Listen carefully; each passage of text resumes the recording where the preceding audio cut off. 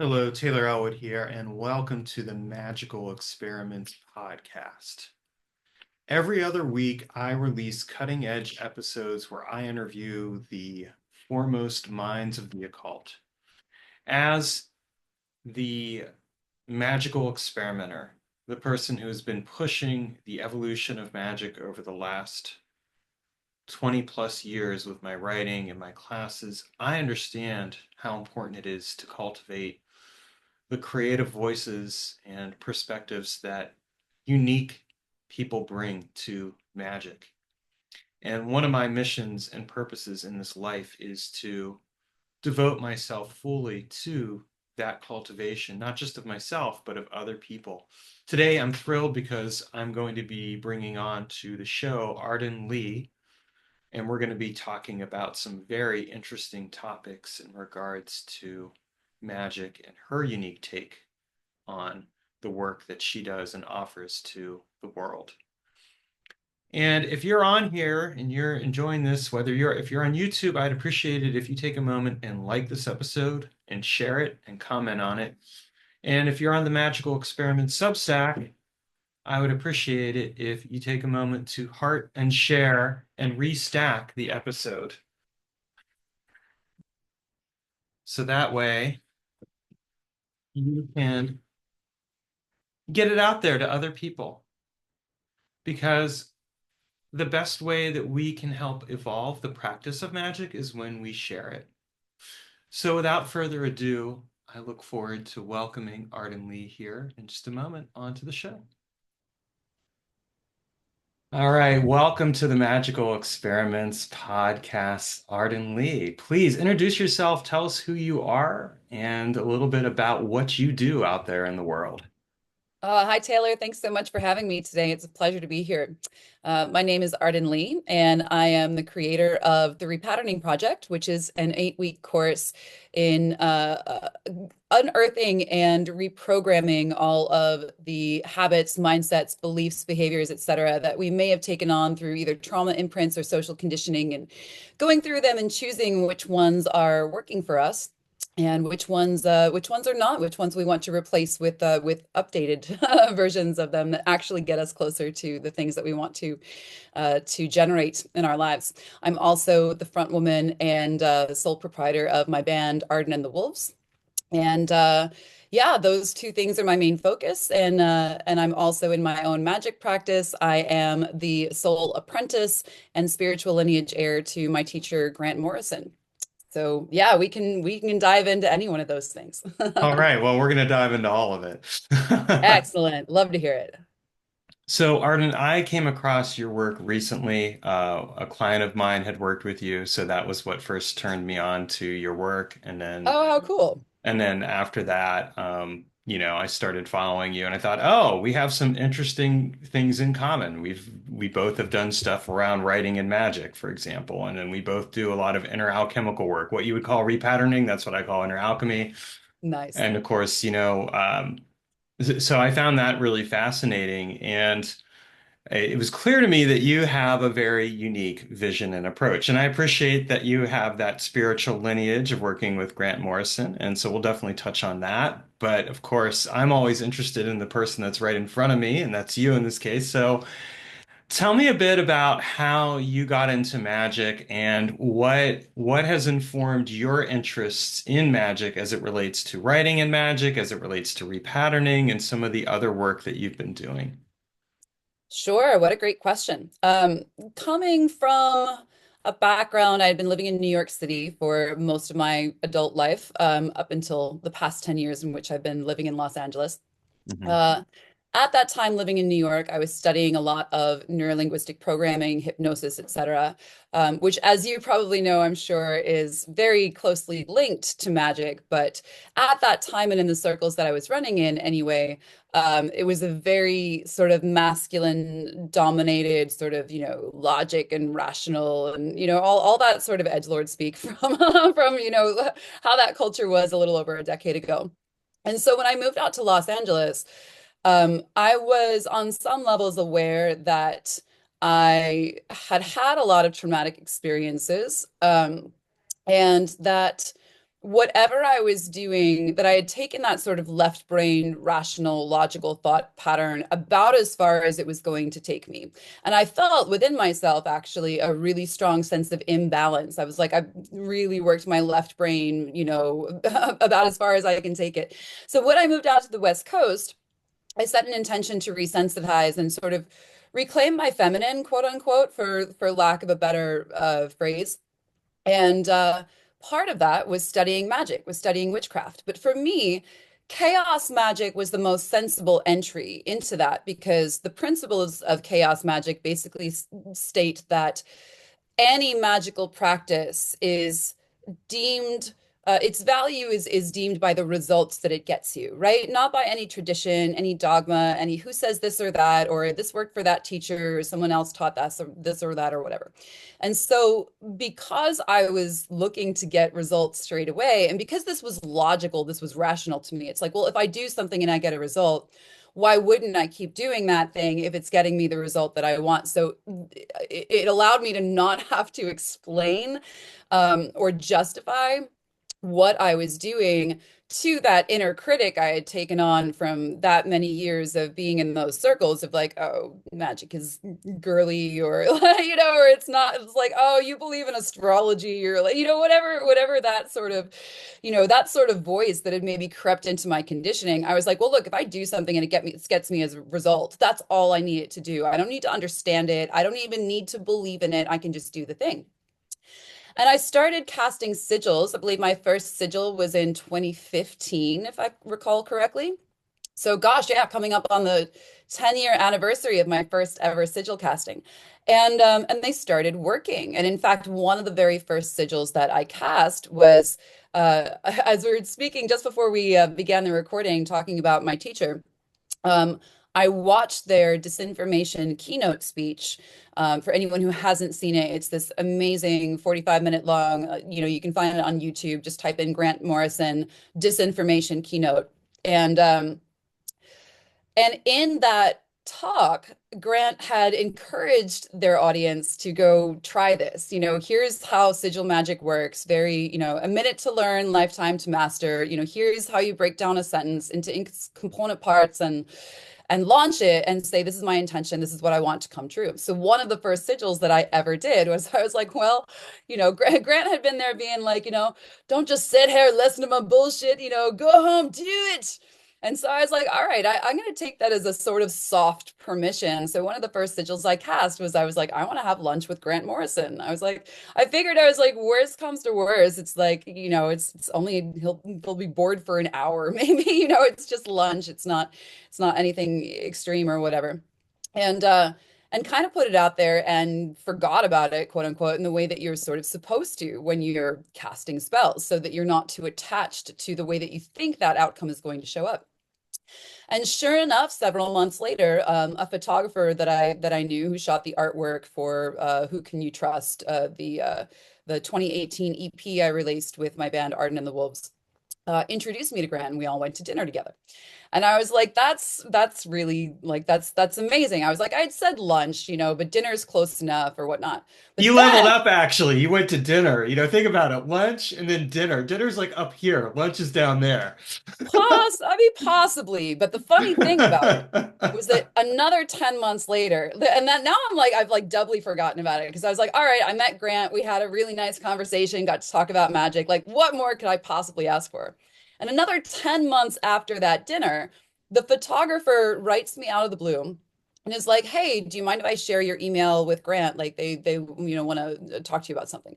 And I was like, yeah, absolutely, sure. And it turned out that Grant was looking for my help consulting on their Wonder Woman series. They were bringing back in Dr. Zyko as the villain in volume 2 of their Wonder Woman Earth One books.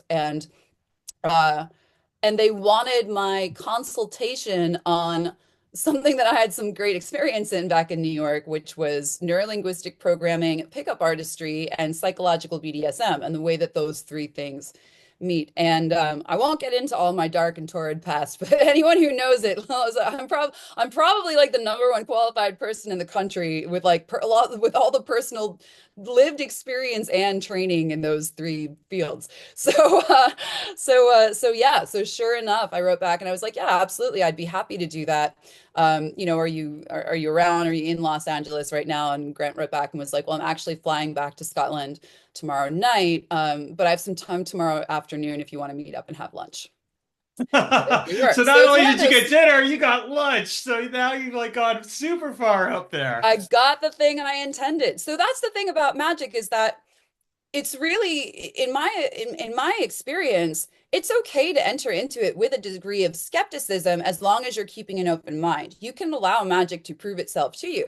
But I've had so many experiences over the years that have basically been like, okay, well, I'm going to do this thing. I'm going to launch this sigil. I'm going to carve this sigil on the side of a candle and burn it all the way down.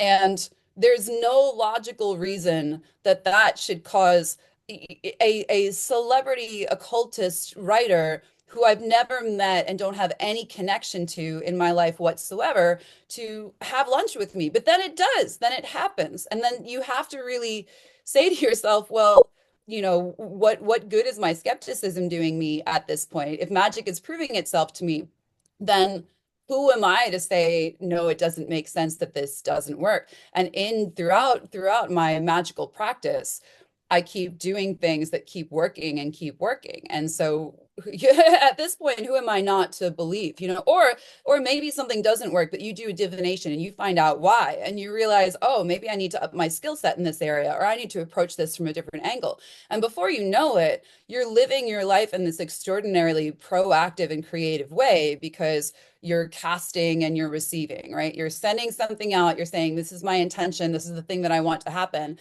and you receive a result back from that. And that result is either positive, it's one that you do want, or it's not. It's you didn't make it there, or you got something that you thought you wanted, but now you realize you don't want it after all, or any of a million different permutations of different kinds of results. And then when you're doing that and you're active in that, I think for me, coming out of a lot of trauma that had encoded me with a lot of CPTSD and its attendant sort of, depression, anxiety, things that tend to go along with that, finding this way of living has been so engaging for me, especially as an ADHD person with a dopamine deficiency.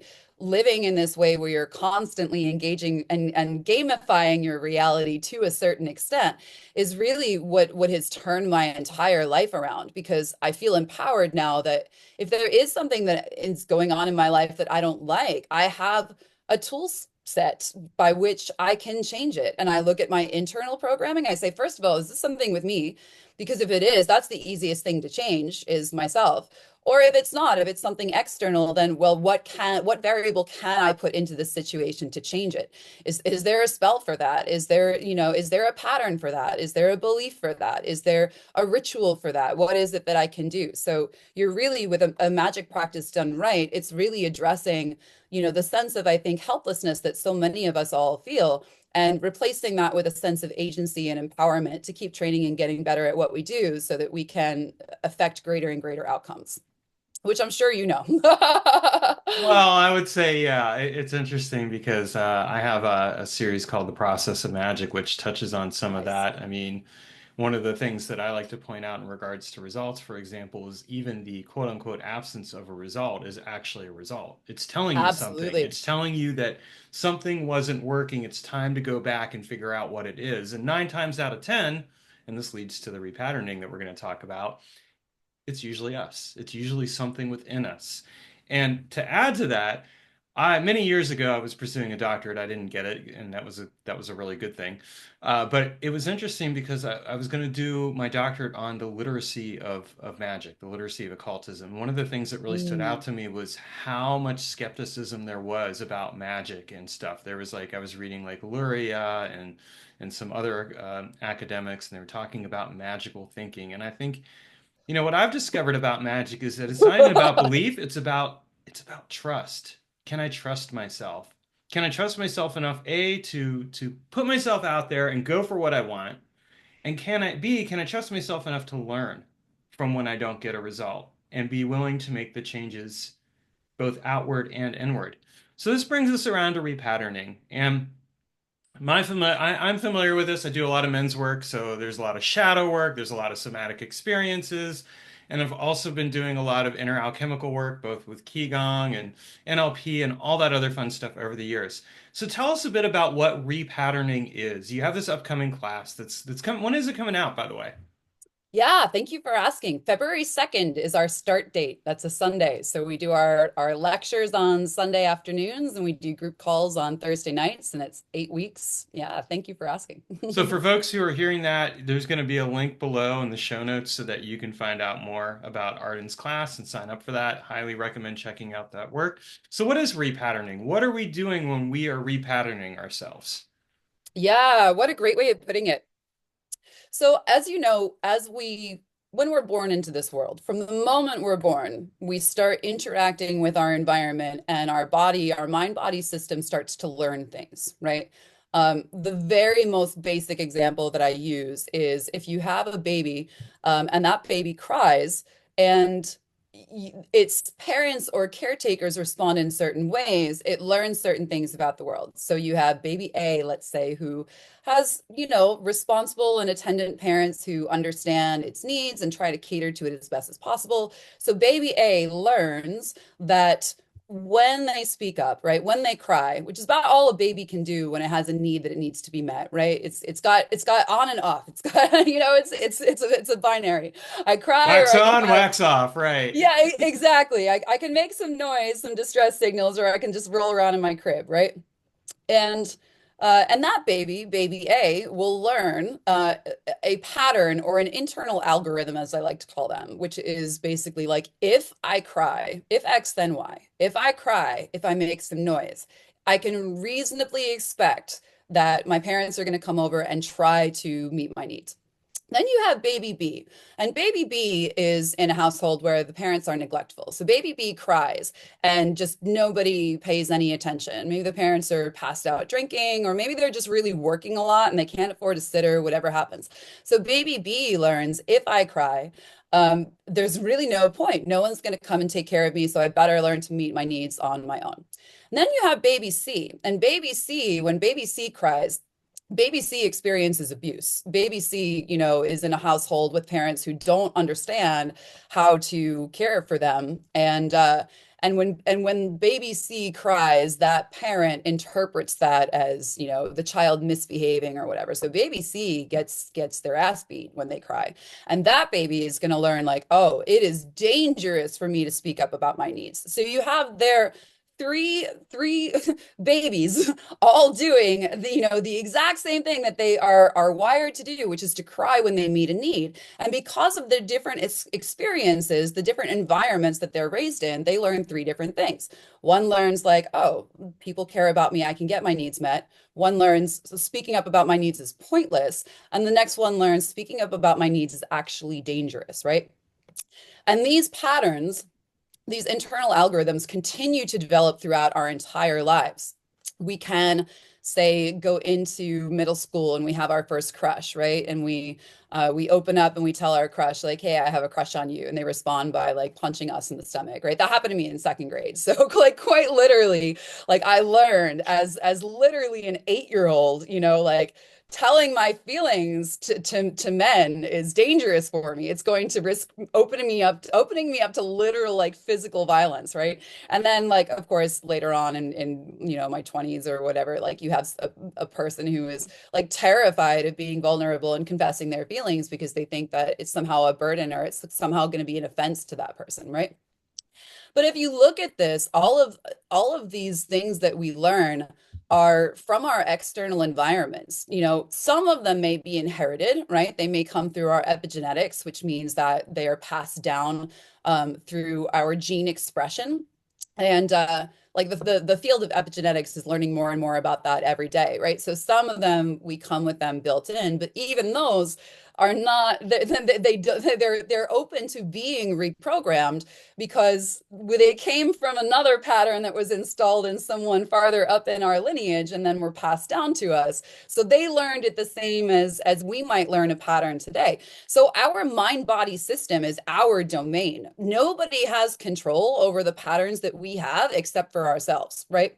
Our external experiences, our epigenetics may inform or provide the sort of default patterns that we end up with.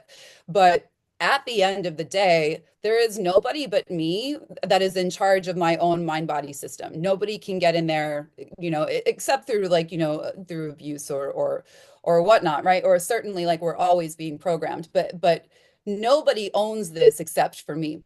So if I can learn ways to go in there and I can say, the fact that I was punched in the stomach when I was an 8-year old, like that really sucks, but it's actually really affecting the ways that I'm showing up in my relationships. So can I unlearn that? Can I go back and can I rewire whatever I need to rewire in me so that when I'm showing up in the present, I have all of the patterns that I need to generate the life that I want?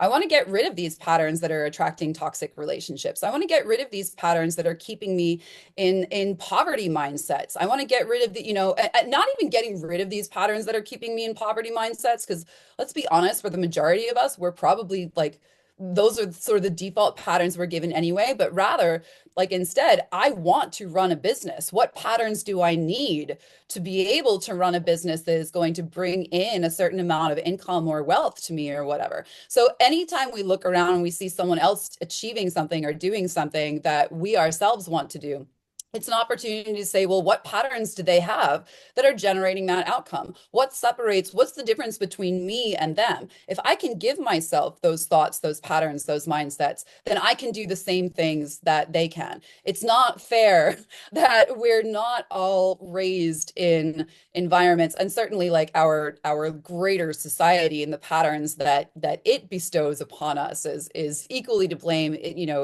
as much as any one individual household or anything like that. It's all of our experiences culturally, in the school system, like wherever it comes from.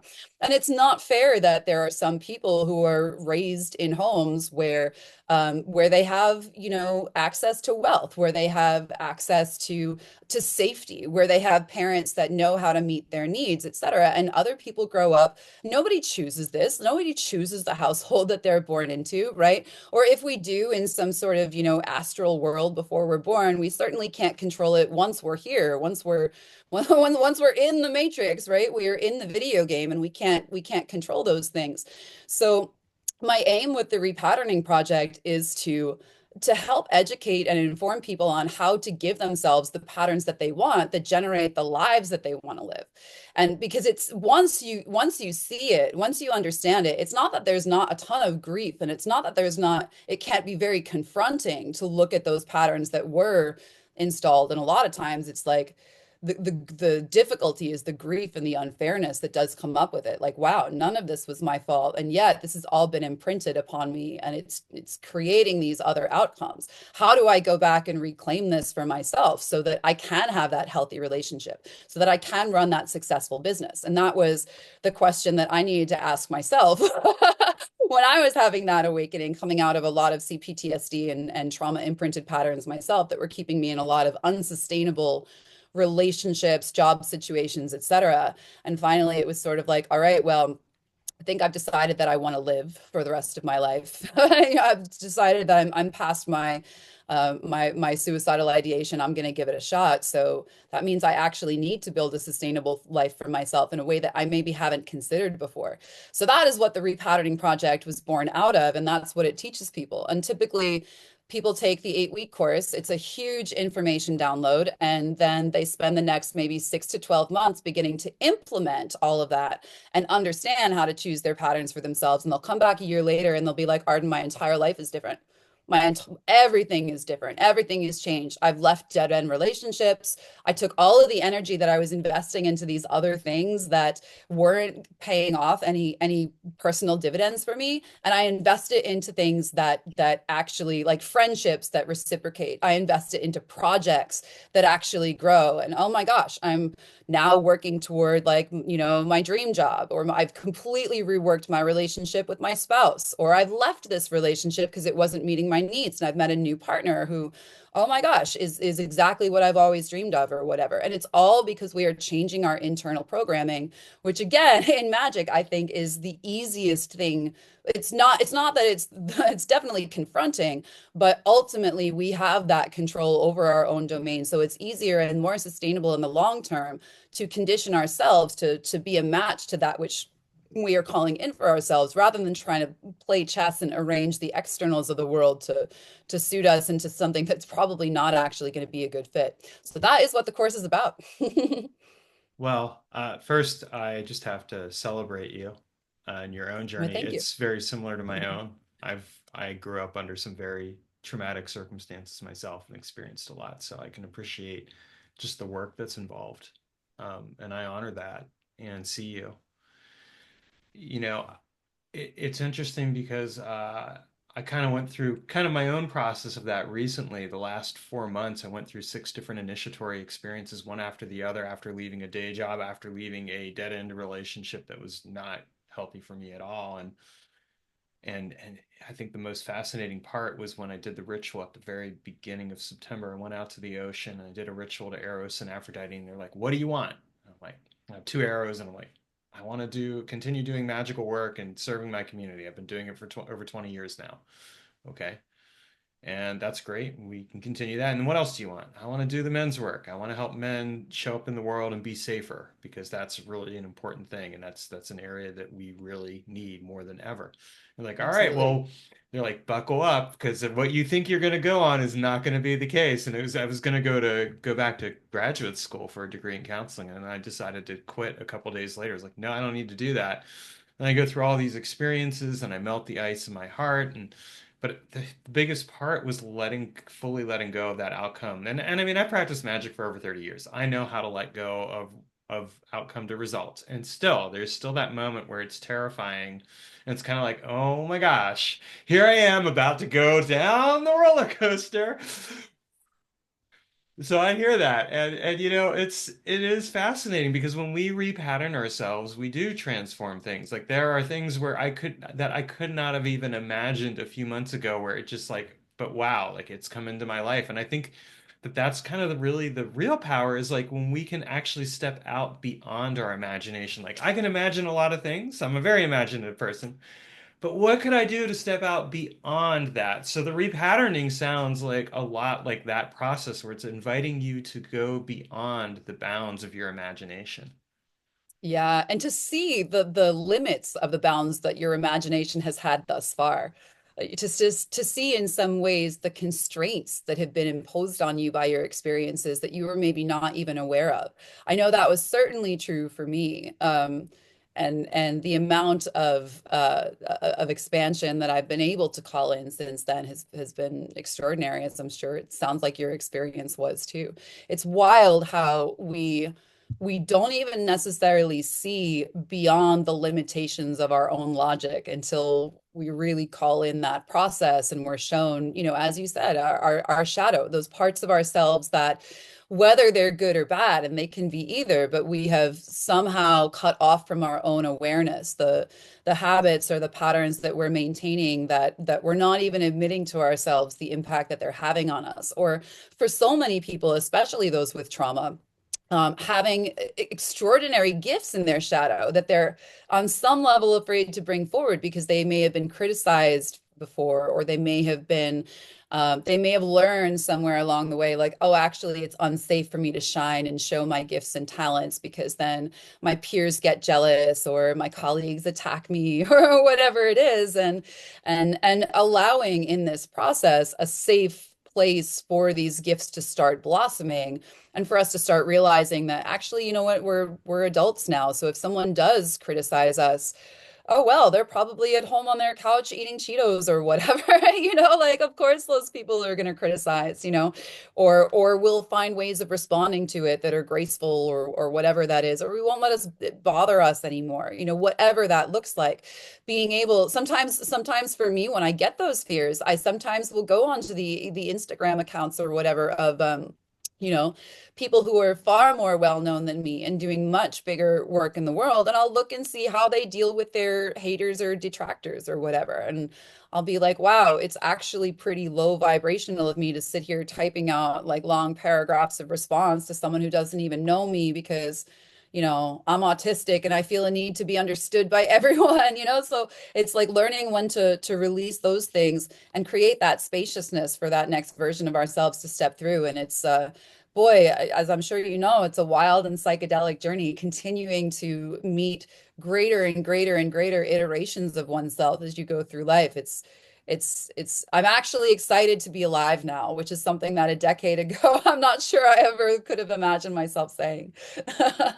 It actually taps into a concept. I do a lot of space-time magic work. It's one of the things I'm known for, of Nice. iterative magic.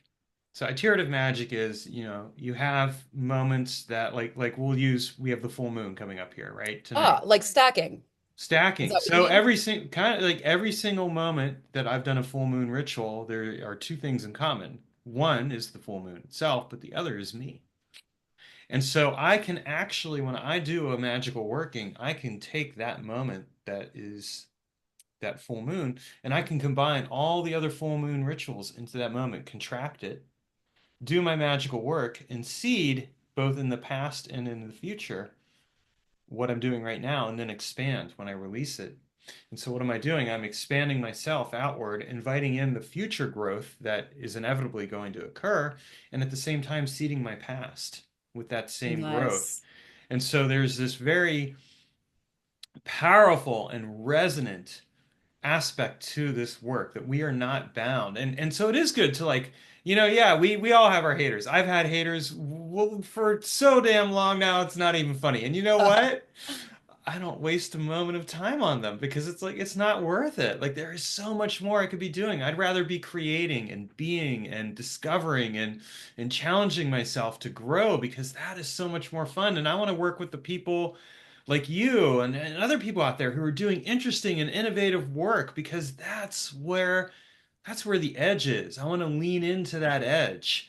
So I hear that, and I think that that is so important with the work that you're doing. So I'm curious, how does writing fit into the work that you do with repatterning? I know that you do some stuff with writing and magic, and maybe it doesn't, but I'm gonna guess it probably does to some degree. Well, actually, I would say my songwriting is much more connected to my magic practice, Hmm. whereas my writing is, as I sort of alluded to, I am autistic, and I have my brain is sort of suited toward like how to's, like sort of breaking things down and saying, all right, I figured out a system. This is how you do the thing. And explaining it, teaching it almost for me. Yeah, it feels like the final step of integration in some ways. So my prose writing is really nonfiction, and it is just the way that, that I explain how I come to understand a thing that I did not understand before and breaking it down into its component steps. Which is not an overtly magical practice, although it might be a way of describing a practice that one could ultimately call magical. But for my songwriting, that is part of the reason that I was so interested in Grant's work in the beginning was because Grant is, of course, the magician who coined the term hyper sigil, which Hmm. is describes, a work of narrative magic, whether poetry, prose, song, dance, etc. It tells a story, and what it does is you tell the story that you wish to come true, and um, and for Grant that originated with their comic series, The Invisibles. And they would notice that as they wrote an episode, an issue, and it would be distributed out to the world, they noticed that the things that they were writing in the comic that happened to King Mob, the avatar of themselves that they put into that story, they noticed that those things were happening to themselves on like a 3 to 6 month delay. So I was really interested in this as a technology. And again, coming from Grant's disinformation keynote talk, and I already had my band, but I'd been writing, up until that point, like a lot of songs about, tortured love or toxicity or, whatever, very sexy situationships or whatnot. And like many artists, I had sort of almost come to associate pain as fueling my art. Well, this pain is worth it because it's fueling my art, etc. And when I started to understand the concept of the hypersigil better, I was like, I think I better start writing about the things that I want to come true. And sure enough, I had some really extraordinary circumstances with that. And again, the more that I do it, the more that it happens, often in ways that are unpredictable, that I wouldn't have been able to understand at the jump. And even with songs that, like, as I grow more into my career Hmm. as a songwriter, with my band, um you want to like write songs like for the purpose of releasing them. You have someone who wants to collaborate with you, you're like, sure, I'll write a top line for this track or whatever. And so you write something, and you write something that you think is purely fictional, that you're not even intending as a magical working. And then in my case, then that comes true too, and it's this huge responsibility. So yeah, whew, my songwriting has certainly created a lot of effects in my life, that I didn't understand until they were fully out there. And Nick Cave has recently been talking about this as well. And if I recall correctly, it was around autumn of 2022 that Nick Cave, I first saw anyway, an excerpt in The Guardian of an interview with Nick Cave talking about his album, The Skeleton Tree, and how it was uncanny and almost eerie looking back that there were lyrics that he had written in that album that seemed to foretell the death of his son. And I remember speaking to Grant about that around that time, because I had written a song that had caused some events to happen that ultimately those were positive because it brought stuff up, but at the time it seemed really dangerous, it seemed tragic and heartbreaking in some ways. And so I, going to Grant and being like, how much am I responsible for what I'm singing, for what I brought into the world? And us, discussing Nick Cave, and ultimately kind of coming to the conclusion of like, well, Arden, you wouldn't blame Nick Cave for writing a song and then having, that tragic event happen in his own life. Like, why would you, by your own logic, like, why would you blame yourself? So and again, those events in my own life anyway ended up unearthing things for healing that were ultimately positive, but it's a whole new degree of responsibility, really. So No, so I yeah, fully that's get the it. part that's the most magical for me. I fully get that. I mean, I've actually written over 50 books, and I have a lot of Wow. fiction and that I've written, superhero fiction, zombie apocalypse fiction. Then I got a bunch of occult books and all that stuff. And and that's not even including my own personal writing. So I've seen the hypersigil effect work. And it reminds me a lot of what William S. Burroughs wrote about. I feel like obviously Grant Morrison isn't here, but I'd love to talk with them and ask, how much did William S. Burroughs influence some of your thoughts around hypersigils? Because of course, William S. Burroughs did a lot with cut ups and creating that. And one of the things that I found fascinating is when he would talk about how with the cut ups he would have little slippages of the future show up, not just his future, but also the future of other people or events or things like that kind of slipping in. And that's one of the things that I think is so powerful about writing or about collages. It's funny because I did a collage for 2024 on confidence. And at the time, at the very beginning, I wasn't feeling confident. By the end of the year, very, very confident, right? Nice. So it's like, so I think part of it too is how do we set this with awareness? How do we take responsibility and actually set the course in a very intentional way to create the life and the experiences that we want? There's the unconscious. Okay, I've written this and I didn't necessarily think about it. I've definitely done that. Sounds like you have as well. You know, and that's all right. I mean, we carry with us the experiences and the things that we need to have in order to find the healing or whatever until we get there. But then it's like once you realize you have that power, it's like, well, what can I do? How can I see the potential of reality with the experiences that I want? One of the Yeah. practices that I love to use is sentence stems. Are you familiar with them? No, tell me about that. So sentence stems, there was a psychologist named Nathaniel Branden a long time ago. He actually wrote a book on taking responsibility, which I highly recommend to anyone. But one of the things he does is he starts out a sentence with like, if I were 5% more responsible, I would. And then you complete the sentence. So you write these Mm, every day. So like I have for my journaling, I do these sentence stems every day as a way, and it's different ones. Like I change them up, but I do them every day as a way to kind of sharpen my mind and my intent and my focus. Because by doing that, I'm also getting like really clear, like what is the life that I am purposely choosing to create that's going to transform and open up the path that I yeah. want to create and manifest. Yeah, that makes a lot of sense. that definitely makes a lot of sense. Yeah, for me, one of the really extraordinary experiences that I had with that in particular was you were speaking about, you know, it creates events not only in our own lives but in other folks' lives as well, or it can anyway. And I've had that happen in some more specific ways. But for me, what was a real extraordinary experience was uh, and I want to be clear, I'm not taking credit for like magicking the whole Me Too movement. Like I don't think that's what happened. I think I was probably a part of that wave, you know, and I'm sure I added something to it. But as a magician, like we're always on the inside of our experience and seeing our external world change. And so we have to Hmm. take that into consideration too, even if that is part of like what magical thinking, quote unquote, is, which could go on a whole tangent about that as well. But there I was in fall of 2017, and my EP, my 5 song EP, Who Can You Trust, that came out in early 2018, was in mixing. So we recorded everything. Everything was all recorded and done by I think about like August, September-ish of that year. And there we are. We're mixing the album. It's about ready to be finished and you know and come out and us thinking about the marketing and everything. And the Me Too movement happens. And the album is quite literally, I don't know if you've seen the artwork for it, but it's me and the photographer who introduced me to Grant, Alan Amato, shot this artwork. And it's his hands here. He set the timer on his camera and he puts his hands around my neck. And my face is in this kind of like, what is happening kind of expression, like, is this something that's really hot or am I actually in danger?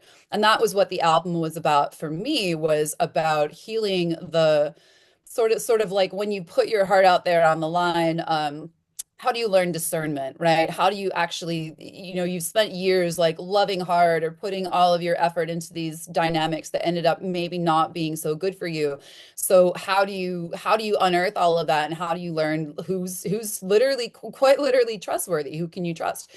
And then all of a sudden the album is in mixing and the Me Too movement starts cresting into the mainstream. And we're asking this question of like every man around us, right? Like, wow, oh, it's this dude. Oh, it's that dude too. It's this, you know, who can you trust? And that is the lesson in there. So it was real wild to see that kind of unfold as I was working on it. And again, I don't take credit for that for that movement coming into being, but again, from my own internal experience, that was a pretty wild thing to see happen. And then a month or two after the album came out, I released the first music video that was with it for Poison Heart, which was a cover of the Ramones' Poison Heart. And we kind of made it in that way almost about the Me Too movement, because it's like, I just want to walk right out of this world because everybody has a poison heart. It's like, oh, it's all these it's all these people. It's this person, it's that person. So it went well with that. And I had chosen that long before the Me Too movement was a thing that people, you know, were talking about.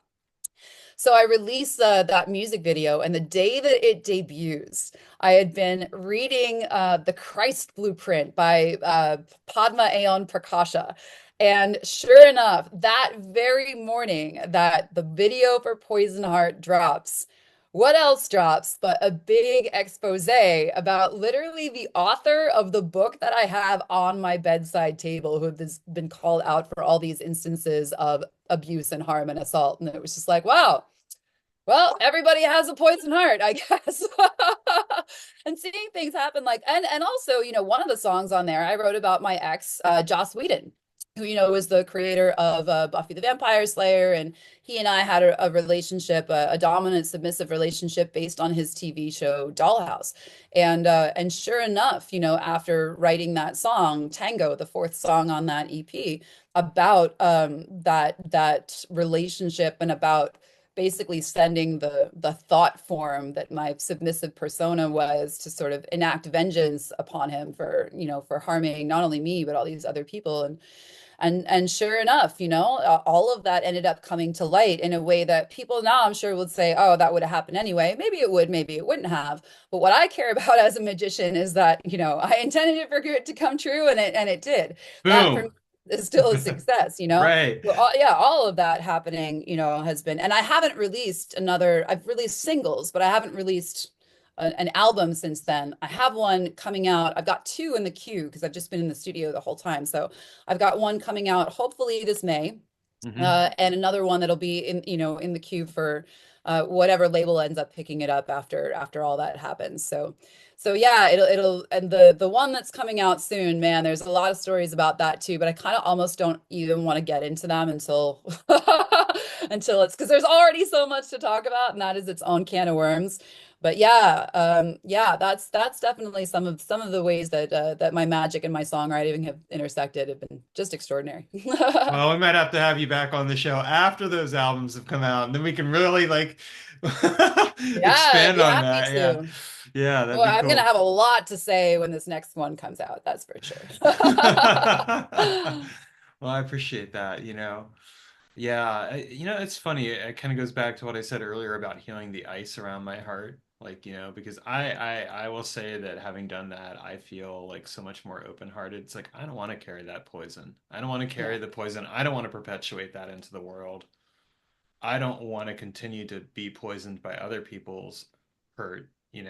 So I really feel that. And I think, there is something to be said for like, there is some real value for people being held to account for what they've done, right? I mean, and we all have done our things. I mean, I've definitely done some stuff over the years I'm not proud of. I've also done a ton of work around it so that I can be that better, safer person for myself and for the world.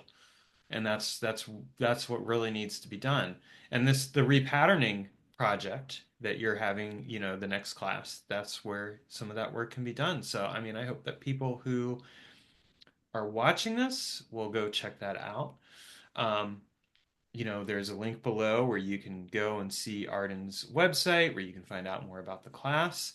And Arden, what I like to do at the very end of this show is I always like to ask one final question, which is what is the final word of wisdom that you would like to leave with us that people can carry out with them from this podcast and move forward into the world with? What a great question. Yeah, I'm gonna go with your mind body system is your domain, and no one can ultimately choose the patterns and beliefs that you have except for you. So choose the beliefs. And since no belief can ever be proven as objectively true for everyone, then all beliefs must be judged by their efficacy and the results that they get you. So choose the beliefs that lead to the outcome that you want. And that, in my opinion, is true freedom. Beautiful. I love it. I think that is absolutely 100%. I'm on board with that. So, thank you for coming on the show. It's been so wonderful getting a chance to know you and discover more about your work, and I'm looking forward to seeing what you continue to put out there into the world. Well, thank you so much for having me. It's been a pleasure. So, that was an amazing interview with Arden. Again, check out below the show notes for the link to the repatterning class. Highly recommend checking it out. And as always, I would appreciate it if you're on YouTube, if you could heart this, like it, comment on it, share it, let other people know about it. If you're on the Magical Experiments Substack, heart it, restack it, comment on it, share it with other people. And if you're interested in some of my own work, go check out magicalexperiments.com. Check out the space-time magic, the process of magic stuff that I briefly mentioned, and get reading. And otherwise, just have yourselves a magical life. Thank you all, and take care.